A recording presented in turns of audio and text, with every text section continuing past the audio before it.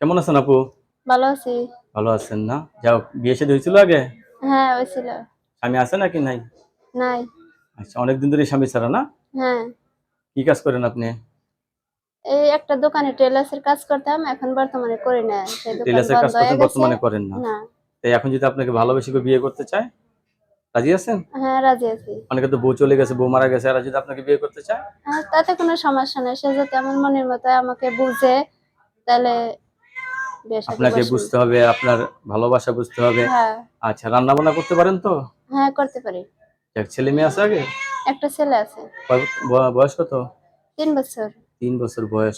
ফ্যামিলিতে বাবা মা ভাই বোন কেউ আছে? বাবা, ভাই বোন সবাই আছে। সবাই আছে, তাদের সাথে থাকেন না? না, তাদের সাথেই থাকি।